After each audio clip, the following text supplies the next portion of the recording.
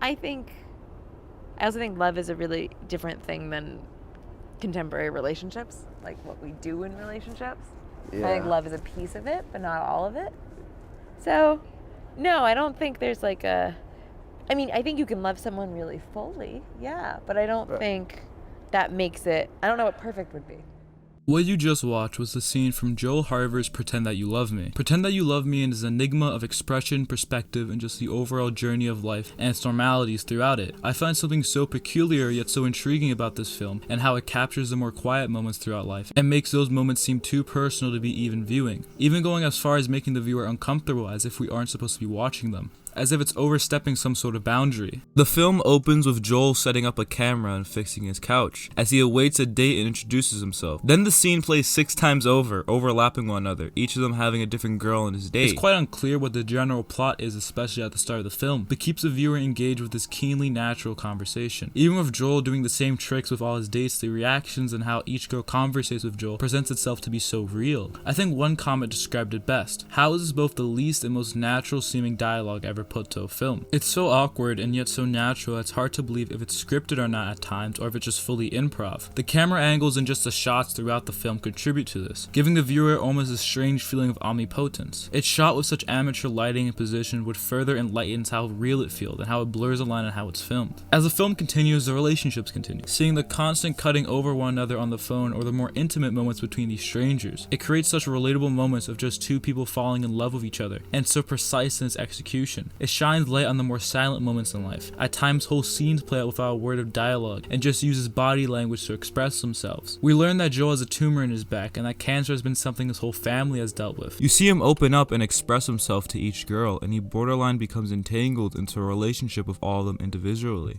Again, it's still extremely unclear what the plot is. It's more of us, the viewer, just following Joel around, not exactly knowing what's happening. It doesn't even feel like a movie at times. It feels just like a collection of snippets of normality and just relationships developing. But then we come to a halt. As we watch Joel and one of the women talk on the bed, they awkwardly step into a conversation about where they are in their relationship, questioning if they're going anywhere with this and if this is something more. Then it shatters everything you've begun to believe with the film with an odd music number. Even though Joel gives his best vocal performance, it serves a greater meaning than for him to test out his pipes. Joel then says cut and cleans up his lighting as his cameramen help him as he talks to one of his actresses, one of the women we've grown accustomed to as Joel falling in love with. If you haven't picked up at this point what's happening, it's okay. I was just as confused when I was watching, but the movie does a great job at explaining what exactly is happening, but never being definitive of what is real and what is not. The last 50 minutes or so was all Joel recording a film. We're shown even him previewing all the footage he took to one of the actresses. The second half of the movie has a very drastic change in pace. These seemingly meaningless scenes and moments are especially giving light in the second half of the film, giving us a better understanding on what type of person Joel is when he's by himself, when he isn't performing, and it's shown pretty quickly how lonely his life is. It even comes to just the heartbreaking point of him replaying the first kisses in his scripted dates with the actresses. It's almost disgusting in how much he pities himself, but it further creates this character of Joel. Life doesn't get any better for Joel as his father passes away and he films it.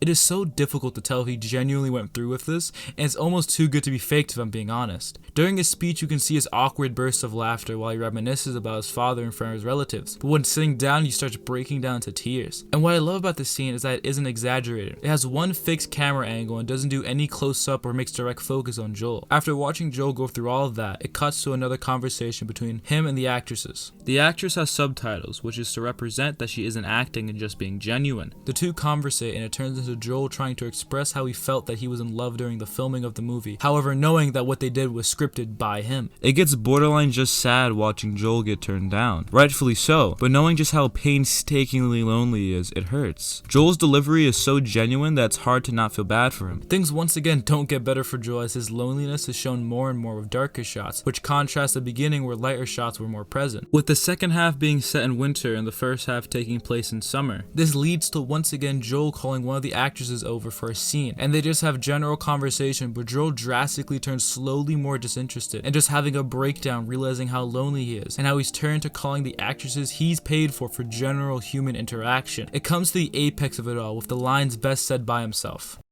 Have you ever been dreadfully lonely?